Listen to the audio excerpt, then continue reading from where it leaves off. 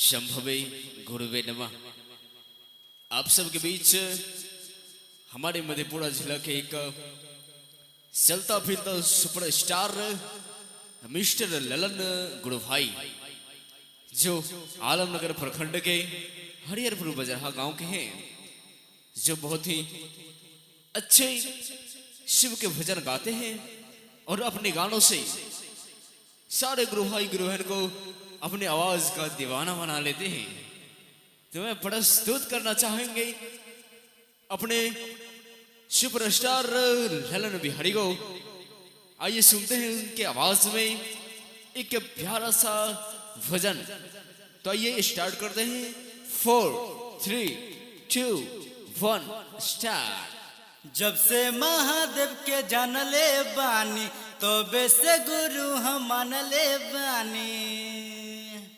जब से महादेव के जानले बानी तो से गुरु हम मानले बानी। घोषणा करा के हम चर्चा में जाइला।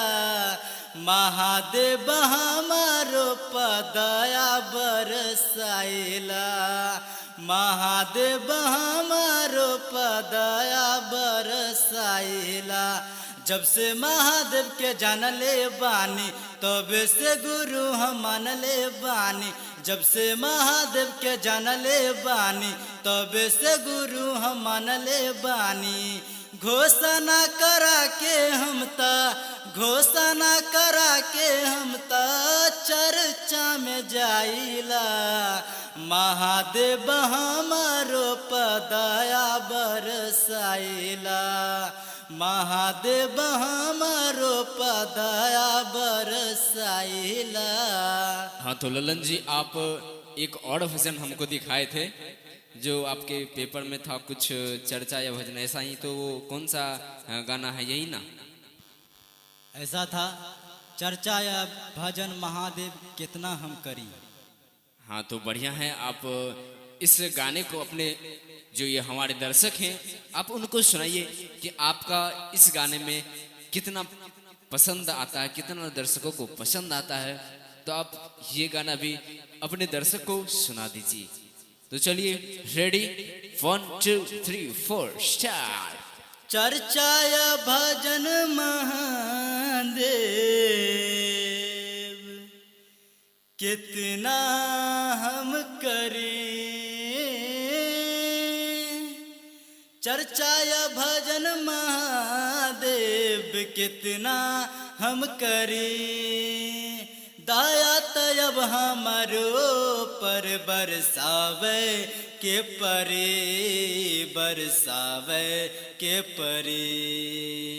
दया तब हमारो पर बरसावे के परे हो, बरसावे के परे। चर्चा या भजन महादेव कितना हम करें। हाँ, तो ललन जी, और आपने एक और गाना जो मुझे दिखाया वो बहुत ही अच्छा गाना है, जिसका मेरा मन है जिसमें कि उसका आलाप जो है उसे मैं प्ले करूं। मैं जानता हूं कि अगर आप उस गाने का आलाप प्ले करते हैं तो मेरे आवाज से आपका बेटर होगा, लेकिन मैं फिर भी चाहूंगा कि इस गाने का जो आलाप है वो मैं अपने दर्शकों को सुनाऊं। तो आप मेरे आलाप के बाद जो है उस गाने को प्ले कीजिएगा। तो ये कौन सा गाना है, अपने दर्शक को थोड़ा बोल बता जी, सिंपल बोल। दिल में समाजा गुरुवर याद बन के। बहुत बढ़िया। तो चलिए, मैं इसका आलाप, सिर्फ आलाप लेता हूं और आप इस गाने को प्ले कीजिएगा। तो रेडी, 1, 2, 3, 4 स्टार्ट। संगे संगे रहे जैसे चांद या सितारा,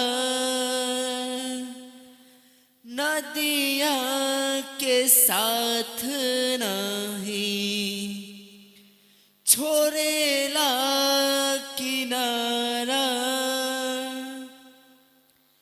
हर दम रही हो शिव हमार बन के।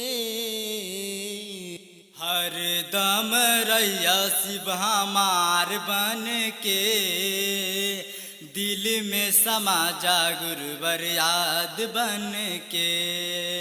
हर दम रैया शिव हमार बन के, दिल में समा जा गुरुवर याद बन के। ना चाही सोना चानी रहब निर्धनिया, हमरा के चाही बस तोहर चरनिया। ना चाही सोना चानी रहब निर्धनिया, हमरा के चाही बस तोहर सरनिया। गरबा में रह रुद्रहार बन के, गरबा में रह रुद्रहार बन के, दिल में समा जा गुरुवर याद बन के। दिल में समा जा गुरुवर याद बन के।